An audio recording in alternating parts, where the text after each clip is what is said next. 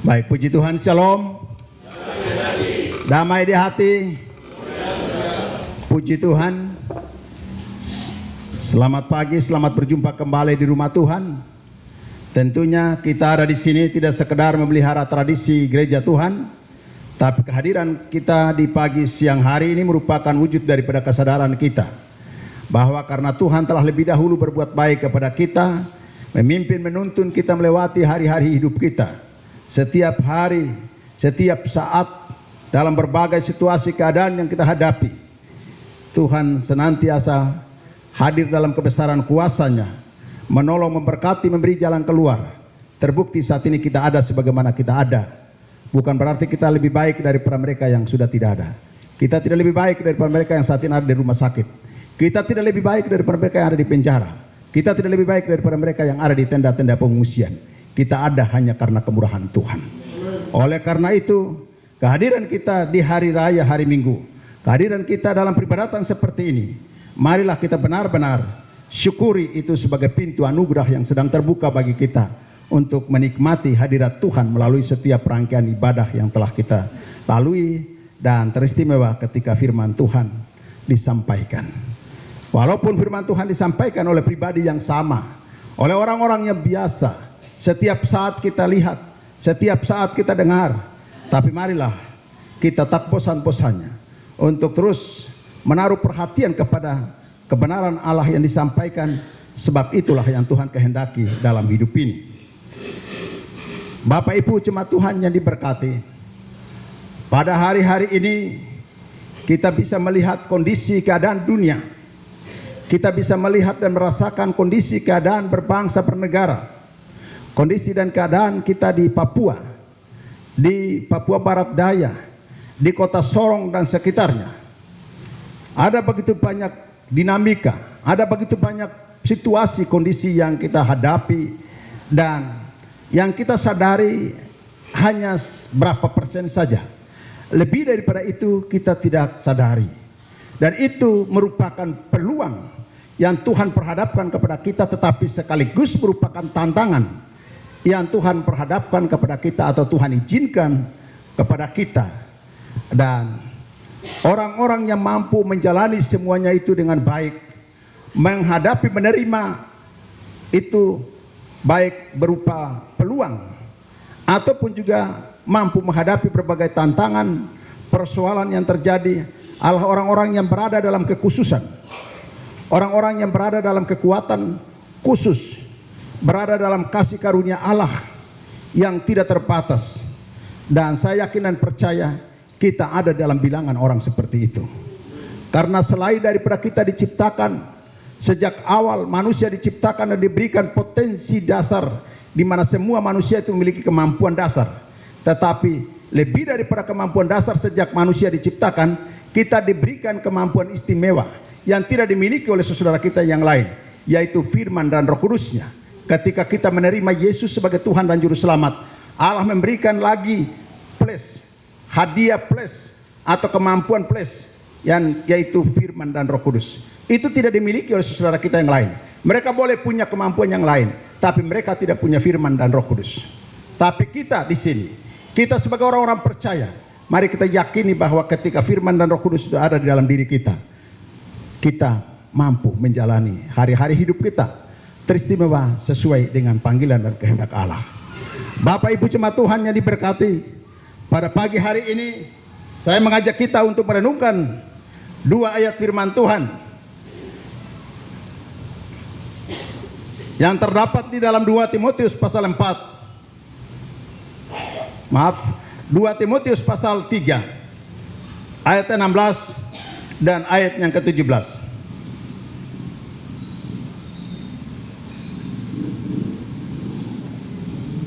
2 Timotius pasal 3 ayat 16 dan ayat yang ke-17.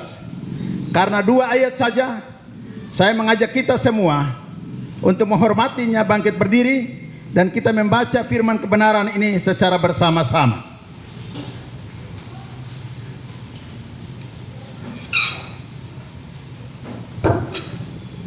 Dua ayat ini berada pada satu pokok pembahasan dari Lembaga Alkitab Indonesia iman bertumbuh dalam penganiayaan dan dalam pembacaan kitab suci. Ayat 16 dan 17, 2, 3. Segala tulisan yang diilhamkan Allah memang bermanfaat untuk mengajar, untuk menyatakan kesalahan, untuk memperbaiki kelakuan, dan untuk mendidik orang dalam kebenaran. Dengan demikian tiap-tiap manusia kepunyaan Allah diperlengkapi untuk setiap perbuatan baik. Amin. Demikian jauh pembacaan firman Tuhan yang menjadi perenungan bagi kita di minggu pagi siang hari ini. Berbahagialah setiap kita yang mendengar, memperhatikan, dan menjadi pelaku-pelaku firman. Bapak Ibu jemaat Tuhan yang diberkati, kita semua tahu bahwa kitab atau surat 1 dan 2 Timotius ini merupakan surat pengembalaan atau surat pastoral yang ditulis oleh Rasul Paulus sebagai bapa rohani bagi Timotius yang adalah masih muda tetapi memiliki kemampuan khusus, memiliki kepercayaan khusus, berada dalam kasih karunia Allah, menjalani tugas dan tanggung jawab yang mulia. Dalam situasi kondisi seperti itulah Rasul Paulus menyadari bahwa ada begitu banyak tantangan persoalan yang harus dihadapi oleh Timotius, tetapi juga oleh jemaat mula-mula, secara khusus jemaat di Efesus yang dilayani oleh Timotius yang masih muda itu. Nasihat-nasihat praktis telah disampaikan pada pasal-pasal ataupun ayat-ayat sebelumnya, dan sampai kepada 2 ayat yang baru saja kita baca ini. Mari kita memperhatikan dengan saksama dari bacaan ini sekali lagi. Saya bacakan. Segala tulisan yang diilhamkan Allah memang bermanfaat untuk mengajar, untuk menyatakan kesalahan, untuk memperbaiki kelakuan, dan untuk mendidik orang dalam kebenaran. Dengan demikian tiap-tiap manusia kepunyaan Allah diperlengkapi untuk setiap perbuatan baik.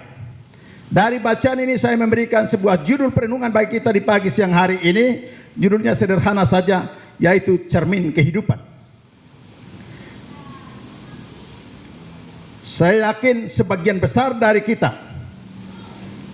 yang hidup di kota, hidup di zaman modern, walaupun setiap hari kita berinteraksi dengan orang lain, kita memiliki referensi yang lain untuk memahami siapa kita, untuk melihat dan untuk memeriksa, mengamati keberadaan kita.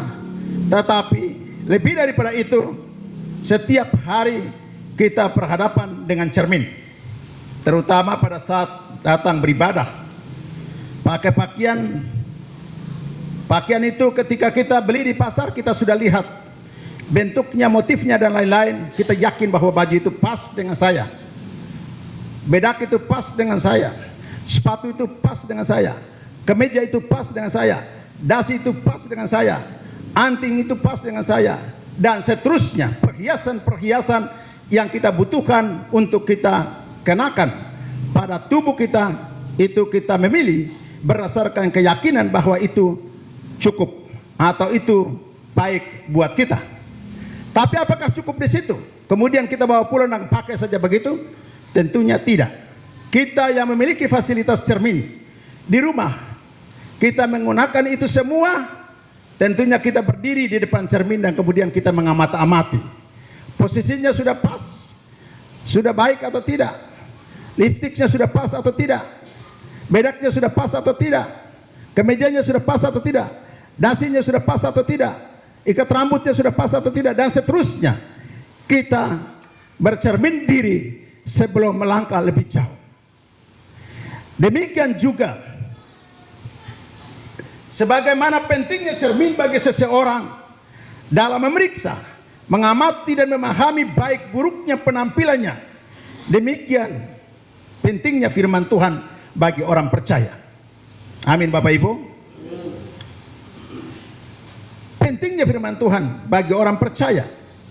Namun untuk menjadikan firman Tuhan sebagai cermin, maka kita harus lebih dahulu menerima firman Tuhan sebagai kekuatan Allah yang olehnya anugerah Tuhan itu dinyatakan, telah diberikan kepada kita sebagai karunia khusus. di dalam Yohanes pasal 6 ayat yang ke-63 berkata, perkataan-perkataan yang kukatakan kepadamu adalah roh dan hidup. Perkataan-perkataan Allah yang tercatat dalam Alkitab, yang kita yakini sebagai firman Allah dari Kejadian sampai Wahyu, adalah roh yang hidup. Kalau roh yang hidup itu hidup di dalam kita,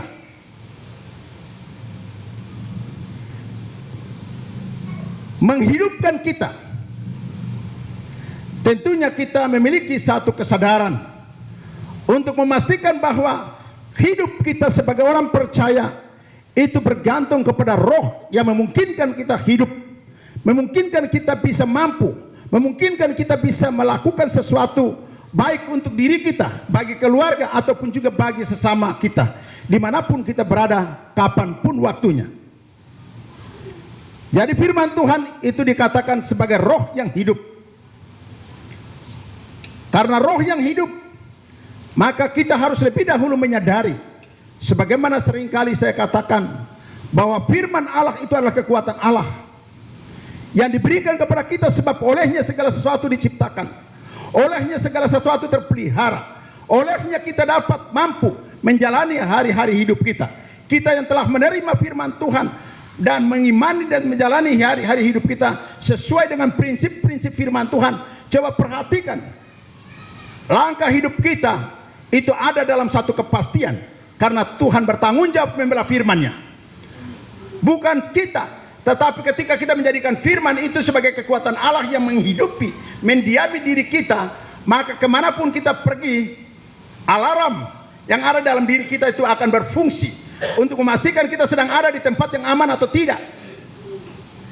Tuhan akan melihat kita, di mana ada firman-Nya itu hidup, di mana firman-Nya itu ada, entah dia di laut, dia di gunung, dia di lembah, dia di pesisir, dia sedang diperhadapkan dengan berbagai persoalan masalah.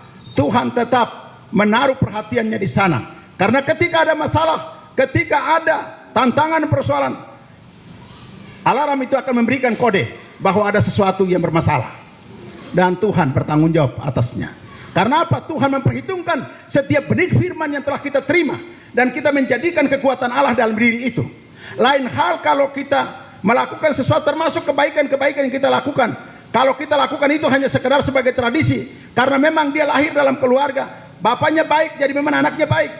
Ya, bapaknya rajin, jadi memang anaknya rajin. Nah, itu memang semua manusia. Tapi khusus untuk kita anak Tuhan, marilah kita yakin dan kita melangkah dalam terang firman Tuhan. Apa yang kita lakukan, sekecil apapun kebaikan yang kita lakukan berdasarkan ketaatan pada firman. Kalau kita lakukan berdasarkan ketaatan pada firman, Allah memperhitungkan itu. Sehingga dimanapun kita berada, apapun yang kita kerjakan, Allah memperhitungkan tindakan ketaatan itu. Itu yang dilakukan oleh Abraham, itu yang dilakukan oleh Yusuf, itu yang dilakukan oleh Daniel, itu yang dilakukan oleh Sadrak, Mesak, Abednego, itu dilakukan oleh Daud dan seterusnya. Orang-orang hebat yang tercatat dalam Alkitab, mereka hidup di dalam kekuatan kuasa firman Tuhan. Bapak Ibu jemaat Tuhan yang diberkati,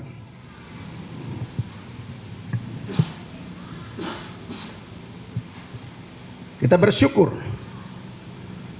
bahwa kita ada dalam satu kepastian, yaitu firman Tuhan yang adalah roh dan hidup.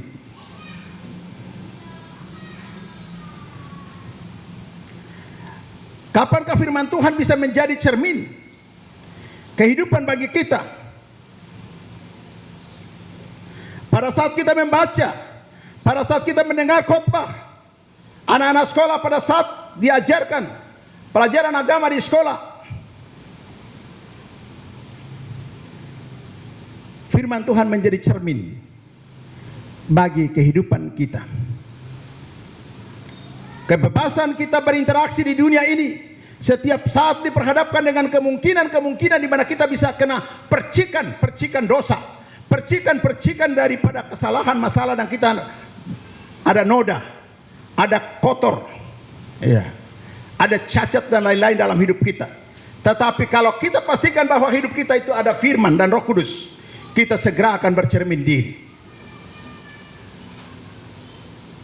Kalau kita lihat, ya, sudah bersih, Tetapi begitu kita ada cermin dan kemudian kita lihat begini, ya, ada sesuatu di dalam wajah kita atau ada noda di baju kita, kita akan segera menggantikan baju itu. Apalagi kalau mau pergi di pesta, apalagi kalau mau pergi di acara-acara istimewa, kita pastikan diri kita di depan cermin. Apakah penampilan kita sudah baik atau tidak? Kita hidup di dunia ini tiap hari, tiap saat diperhadapkan dengan berbagai kesempatan, tetapi juga tantangan dan persoalan. Itulah sebabnya, marilah kita menjadikan firman Tuhan itu sebagai cermin. Sebagaimana Rasul Paulus berkata kepada Timotius, tetapi juga kepada kita. Dalam bacaan kita tadi dikatakan bahwa segala tulisan yang diilhamkan Allah memang bermanfaat untuk mengajar. Untuk mengajar. Bapak Ibu, kapankah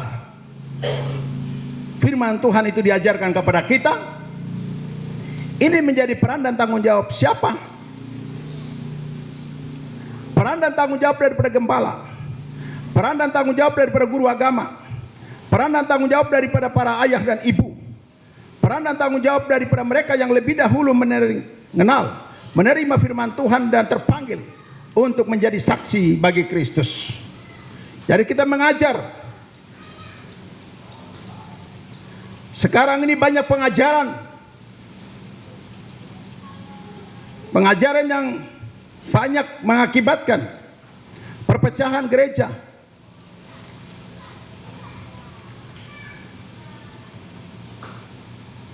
Hari-hari ini Bapak Ibu jemaat Tuhan punya kesempatan untuk bisa menerima pengajaran-pengajaran secara tidak langsung melalui berbagai media sosial. Tapi saya ingin katakan bahwa tidak semua yang disampaikan di media sosial itu sesuai dengan doktrin pokok. Ajaran sehat yang kita miliki selama ini, yang menuntun kita sehingga bertumbuh, berakar dan merasakan berbagai mujizat-mujizat Tuhan. Pengalaman yang dahulu yang kau lakukan, bertumbuh di dalam kasih kemurahan Tuhan, jangan sampai itu menjadi pudar. Kasih mula-mula itu jangan sampai pudar oleh karena banyaknya pengajaran-pengajaran miring yang hari-hari ini kedengarannya indah, memuaskan telinga orang yang mendengar, seolah-olah itu masuk akal. Engkau kemudian buru-buru mengikuti pengajaran seperti itu, mengabaikan kasih mula-mula, mengabaikan komitmen mula-mula, dan semakin hari kehidupan kita bukan makin baik, tapi kehidupan kita semakin hari makin terpuruk. Jadi Bapak Ibu, hal-hal prinsip yang dulu engkau kenal, yang selama ini engkau sudah tahu tentang bagaimana menjadi orang Kristen, tanggung jawab menjadi hamba Tuhan, tanggung jawab menjadi jemaat dalam gereja Tuhan, jangan sampai tergoyahkan oleh banyaknya pengajaran-pengajaran yang hari-hari ini Anda ikuti di media sosial. Bukan berarti tidak boleh, silakan, tapi berdoa agar Roh Kudus memimpin, menuntun kita untuk lebih jauh memahami apa yang disampaikan itu benar-benar sesuai dengan doktrin pokok ajaran gereja Tuhan, ajaran Alkitab atau tidak. Firman Tuhan bermanfaat untuk mengajar. Tidak pernah baca firman Tuhan, Alkitab itu tinggal saja begitu selama 7 hari. Tidak pernah baca satu kali pun. Sudah begitu tidak mau datang beribadah lagi. Pelajaran agama waktu dia masih sekolah itu, sekolahnya lari-lari. Terus bagaimana dengan apa yang dikatakan oleh Rasul Paulus, bahwa segala tulisan yang diilhamkan Allah memang bermanfaat untuk mengajar. Itulah sebabnya pengajaran-pengajaran yang disampaikan oleh hamba-hamba Tuhan, perhatikan dengan saksama. Amin Bapak Ibu. Khotbah-khotbah yang kita ikuti, perhatikan dengan saksama. Tapi kalau Anda berkesempatan untuk membaca firman Tuhan di rumah, puji Tuhan, itu jauh lebih bagus lagi. Pernyataan ini dalam ayat yang ke-16 ini sangat penting untuk kita perhatikan, karena 2 hal yang tadi yang pernah saya katakan di sini. bahwa ada dua pandangan tentang Alkitab. Ada yang berkata bahwa Alkitab adalah firman Allah, dan ada yang berkata Alkitab berisi firman Allah. Jadi kelompok yang mengatakan bahwa Alkitab berisi firman Allah, itu mereka tidak akui semua catatan dalam Alkitab sebagai firman Allah. Mereka hanya terima kata-kata tertentu, misalnya baca Alkitab kemudian dapat ayat yang berkata, berfirmanlah Allah kepada Musa, berfirmanlah Tuhan kepada hambanya. Itu baru mereka anggap itu firman Tuhan, karena itu suara Tuhan langsung. Tapi kalau misalnya kata iblis ketika pencobaan di padang gurun, iblis dia bilang, jika engkau anak Allah, suruhlah batu ini menjadi roti. Itu kan kata iblis. Masa kata iblis kita akui atau kita terima sebagai firman Allah? Mereka argumentasinya seperti itu. Tapi kenapa kalangan Injili termasuk kita di sini menerima pernyataan atau menerima konsep yang mengatakan bahwa Alkitab adalah firman Allah? Dari Kejadian sampai Wahyu semuanya itu adalah firman Allah. Terus bagaimana ada kata-kata yang bukan berasal dari Allah, tapi kata-kata manusia, kata-kata iblis, ataupun juga misalnya di dalam kitab Kidung Agung banyak bercerita tentang cinta dan lain-lain. Apakah itu semua dikatakan firman Allah? Itu firman Allah. Karena apa? Kita mengacu kepada pernyataan Rasul Paulus yang dikatakan bahwa segala tulisan yang diilhamkan Allah memang bermanfaat untuk mengajar. Jadi semua tulisan itu, mau kata iblis kah, kata manusia kah, apapun yang sudah masuk dalam daftar kanonisasi Kejadian sampai Wahyu, itu telah didoakan, itu telah dikuduskan, itu telah dinyatakan sebagai kebenaran ilahi yang bermanfaat mengajar, menuntun orang, mendidik, menasihati. Bukan berarti kata-kata iblis itu kita terima sebagai hal yang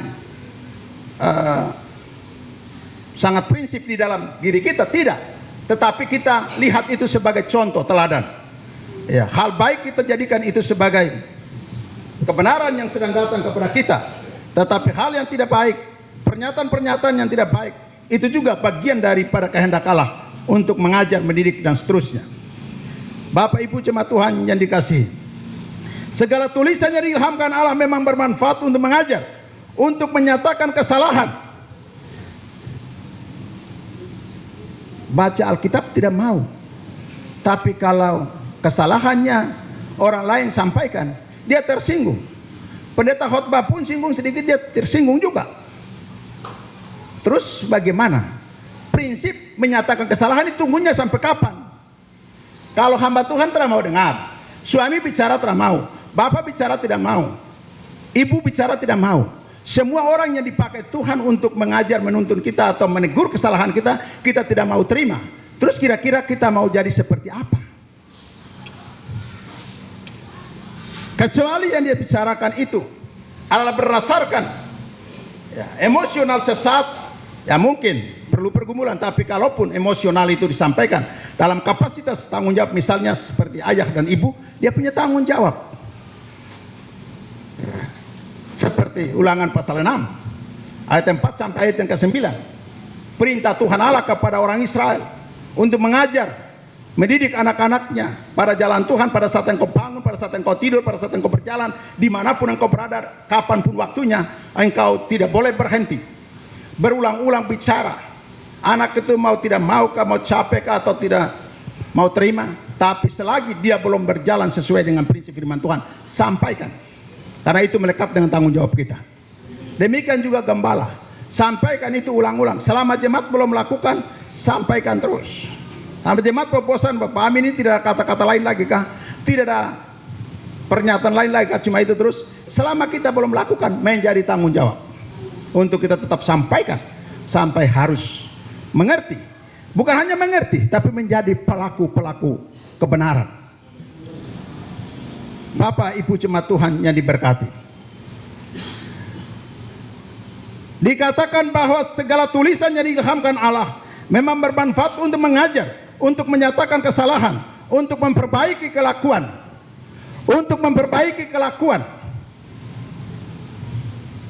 Manusia itu bukan seperti bunga atau tanaman di kebun, di mana dia bengkok kemana kita paksakan sampai dia harus berdiri mengarah sesuai dengan yang kita inginkan.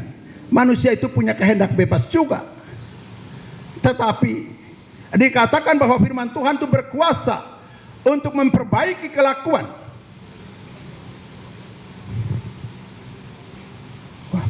Dengan cara apakah firman Tuhan itu bisa memperbaiki kelakuan kita? Dengan cara kita mendengarkan khotbah, dengan cara kita membaca Alkitab dengan teratur, dan dengan rela hati, jangan keraskan hati. Kalau memang firman Tuhan disampaikan dan kemudian kena kita, jangan tersinggung Bapak Ibu jemaat Tuhan. Jangan. Tetapi firman Tuhan dalam secara prinsip memperbaiki kelakuan.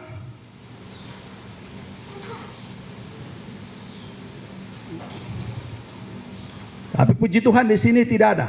Biasanya di tempat yang lain, pada saat firman Tuhan disampaikan, dia bangun keluar. Puji Tuhan sih berani-berani atau semangat-semangat. Tapi pas firman Tuhan, pendeta bilang mari kita berdoa sebelum mendengarkan firman Tuhan. Dia langsung cari-cari kesibukan seolah-olah dia ada perlu sekali di luar. Keluar, kemudian entah ke belakang kah atau mungkin ke tempat lain kah. Nanti firman Tuhan sudah selesai baru dia datang kembali lagi. Kalau model kita seperti itu, bagaimana dengan prinsip firman Tuhan yang berkata dalam bacaan kita tadi, ya, segala tulisannya diilhamkan Allah memang bermanfaat untuk mengajar, untuk menyatakan kesalahan, untuk memperbaiki kelakuan. Bagaimana mungkin? Dan untuk mendidik orang dalam kebenaran. Mendidik orang dalam kebenaran. Ya. Lain hal kalau termotivasi. Firman Tuhan itu disampaikan dengan motivasi-motivasi lain. Misalnya ada punya dendam kah, ada punya masalah tertentu dan dia dengan sengaja ingin mempermalukan jemaat, itu lain hal. Itu memang pendetanya salah. Yang berkhotbahnya salah, evangelisnya kah atau majelis yang khotbah itu dia salah. Tapi kalau memang firman Tuhan sudah disiapkan dan didoakan untuk disampaikan, walaupun sampai sebut kita pun nama pun tidak usah dipersoalkan, karena memang itu sudah didoakan. Amin Bapak Ibu.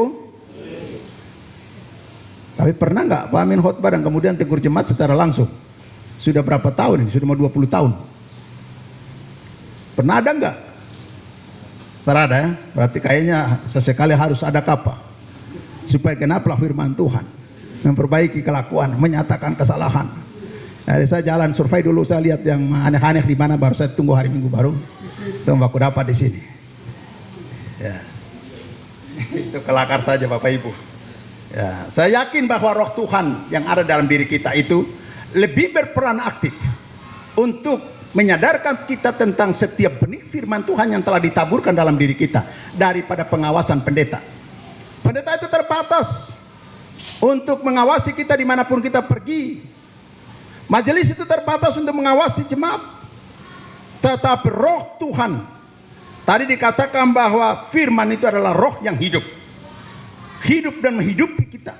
Dimanapun kita berada, kapanpun waktunya. Kekuatan kuasa Allah, tadi saya katakan bahwa kalau roh Tuhan ada dalam diri kita, dia seperti alarm. Ketika ada masalah di mana dia langsung bunyi. Bunyi baru siapa yang dengar? Kita sendiri tidak dengar, tapi Tuhan dengar. Karena kau anak Tuhan, firman sudah ada dalam diri. Roh Kudus sudah ada dalam diri, tapi ketika kau ada di tempat yang tidak benar, itu alarm bunyi.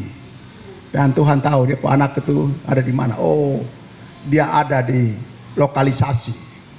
Dia ada di tempat yang tidak benar. Oh, dia sedang bakal lari gara-gara mas kawin. Dia sedang bakal lari gara-gara pernikahan. Ya. Dia sedang bakal lari karena dia punya anak laki-laki hilang dari rumah. Atau sebaliknya, anak perempuan hilang dari rumah. Ya, bukan berarti tidak boleh bicara. Boleh, tapi caranya itu yang kita harus perhatikan. Amin Bapak Ibu. Ya. Jadi bagaimana firman Tuhan itu bisa berfungsi dengan baik sesuai dengan prinsip yang diajarkan atau ditekankan oleh Rasul Paulus di dalam 2 Timotius pasal 3 ayat 16 ini. Kalau kita tidak pernah meyakini bahwa firman Tuhan adalah kekuatan Allah, adalah roh yang hidup yang senantiasa berfungsi untuk mengontrol jalan hidup kita. Kalau orang itu menyadari bahwa firman Tuhan adalah roh yang hidup dan harus berfungsi dalam dirinya, maka dia memberi waktu yang cukup untuk firman Tuhan itu terus berbicara pada dirinya. Melalui cara apa? Rajin beribadah untuk mendengarkan khotbah. Amin. Rajin baca Alkitab kalau memang ada waktu. Tapi kalau sudah tidak baca Alkitab, tidak punya waktu untuk baca, maka beribadah supaya dengar. Selain daripada datang ke gereja untuk dengar firman Tuhan, itu waktunya cukup untuk engkau bisa merasakan hadirat Allah melalui setiap rangkaian ibadah. Jadi kehadiran Tuhan itu bukan hanya pada saat firman Tuhan disampaikan, tidak. Mulai dari awal ibadah itu mulai kita lakukan, roh Tuhan itu ada di sini. Amin. Jadi saya sendiri tidak terlalu setuju kalau ada orang berkata bahwa sekarang tiba waktu yang sangat penting, yaitu kita mendengar firman Tuhan. Seolah-olah bahwa bagian yang lain itu tidak penting. Jangan. Mulai dari doa pembukaan sampai terakhir, semuanya itu penting. Karena bagian-bagian daripada liturgi peribadatan kita telah diyakini dan telah dikomitkan di hadapan Tuhan menjadi sebuah kebenaran yang harus dilakukan dalam setiap ibadah kita. Terus Pak Pendeta, bagaimana dalam liturginya beda-beda? Ya tergantung masing-masing gereja. Kalau kita di sini sudah meyakin bahwa apa yang kita lakukan itu adalah hal yang baik untuk kita ikuti, kita ikuti. Dan itu merupakan bagian dari nasar kita. Sudah kita komitkan untuk kita lakukan. Tapi kadang-kadang salah bagaimana? Ya tinggal atur caranya saja. Misalnya kita di sini biasa kesaksian. Kan kita baru-baru dalam rapat evaluasi kan sempat kita sepakati yang bersaksi mendaftar. Ya itu tinggal caranya saja. Kecuali kalau banyak orang yang memang harus daftar supaya tertib. Tapi kalau setiap minggu hanya 1, 2 atau 3 ya saya pikir tidak daftar pun tidak ada masalah. Yang penting jangan sampai menyita waktu terlalu lama. Ya, baik Bapak Ibu jemaat Tuhan yang diberkati. Bagian berikut dikatakan bahwa dan untuk mendidik orang dalam kebenaran. Bapak Ibu, kebenaran yang dimiliki atau diajarkan oleh Alkitab sebagian besar itu diakui juga oleh saudara kita yang lain yang tidak seiman dengan kita sebagai hal baik. Tetapi yang menjadi persoalan seperti yang tadi saya katakan bahwa dia lakukan hal baik juga, tapi bukan berdasarkan ketaatan pada firman Tuhan, bukan. Tapi berdasarkan tradisi, berdasarkan nasihat, berdasarkan aturan yang berlaku di daerahnya. Itu tidak ada manfaatnya. Tapi yang dikehendaki Tuhan adalah setiap kebaikan yang Anda lakukan berdasarkan ketaatan, Tuhan memperhitungkan itu sebagai kebenaran. Karena apa? Ketaatan pada firman-Nya itu bukan soal besar atau kecil. Mau besar kan mau kecil kan, yang penting berdasarkan firman Tuhan yang Anda tahu, Tuhan perhitungkan. Amin Bapak Ibu. Jadi mari kita memperhatikan firman Tuhan ini dengan baik. Mendidik orang dalam kebenaran. Kebenaran menurut kita belum tentu benar menurut Allah. Kebenaran sejati, kebenaran hakiki berasal dari Allah. Walaupun seringkali kita tidak mampu memahaminya, apalagi menjalani, agak berat. Tetapi kalau Roh Kudus ada dalam diri kita, Dia akan memimpin kita kepada seluruh kebenaran. Seperti yang dikatakan dalam Injil Yohanes pasal 16, janji tentang penghibur. Salah satu pekerjaan penghibur yaitu pekerjaan Roh Kudus adalah memimpin kepada kebenaran. Untuk apa semuanya itu dinyatakan kepada kita? Firman Tuhan harus hidup di dalam diri kita sebagai orang percaya. Dikatakan dalam ayat yang ke-17, dengan demikian tiap-tiap manusia kepunyaan Allah diperlengkapi untuk hidup, untuk setiap perbuatan baik. Diperlengkapi untuk setiap perbuatan baik. Ya, itu yang tadi saya katakan. Kalau tidak diperlengkapi dengan firman Tuhan, maka perbuatan baik yang dia lakukan itu akan berdasarkan tradisi. Perbuatan baik yang dia lakukan berdasarkan ajaran luar sana, berdasarkan nasihat orang-orang kafir. Pergi ke dukun. Dukun bilang kau buat ini, kau bawa ayam putih, kau bawa beras ketan, data nanti begini-begini. pergi buat kelihatannya sembuh, dan seolah-olah memang itu benar. Tapi bukan itu yang sesuai dengan prinsip firman Tuhan. Dikatakan bahwa dengan demikian diperlengkapi. Ya.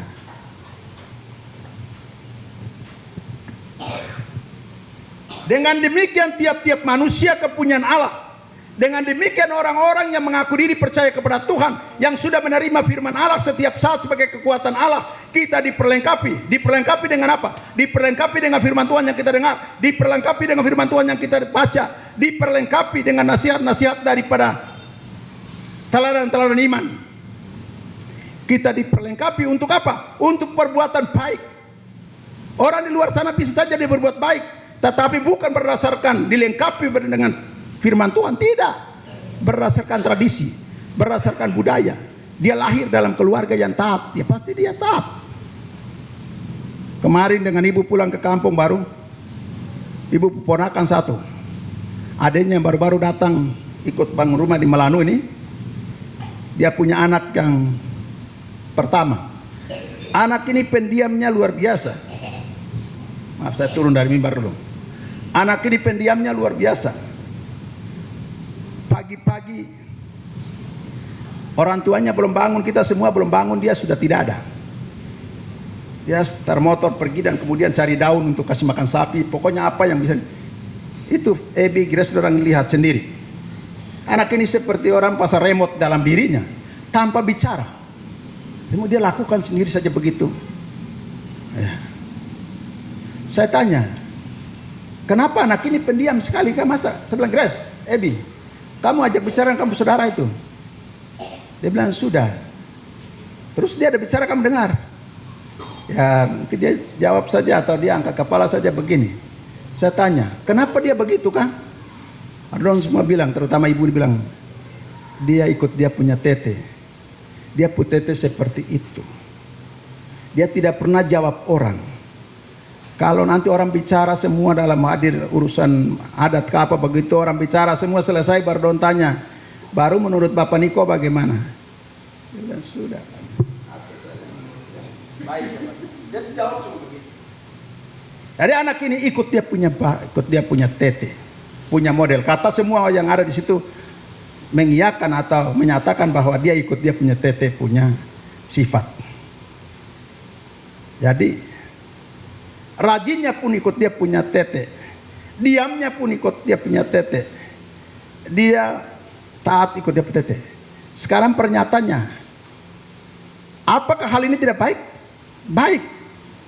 Orang tua puas, kita yang lihat pun puas dengan sikap seperti itu. Tetapi kalau cukup karena gen turun dari orang tuanya, itu tidak ada kebenarannya di hadapan Tuhan. Yang diinginkan oleh Tuhan melalui firman Tuhan adalah bahwa setiap hal baik harus engkau dasarkan kepada ketaatan pada firman Tuhan. Jadi Bapak Ibu, jangan lakukan sesuatu karena takut Pak Pendeta. Jangan lakukan sesuatu karena takut majelis. Yang pemuda jangan lakukan sesuatu karena takut ke Fani atau takut ke Boy, jangan. Jangan takut baru bagaimana, itu kami PKK. Betul, kamu boleh taat tapi ingat, dia bicara dia hanya sebagai penyambung lidah daripada kehendak Allah. Apa yang Tuhan kehendaki itu kau lakukan. Apakah tidak perlu dia lihat? Silahkan dia boleh lihat, tapi jangan semata-mata untuk memuaskan orang yang melihat.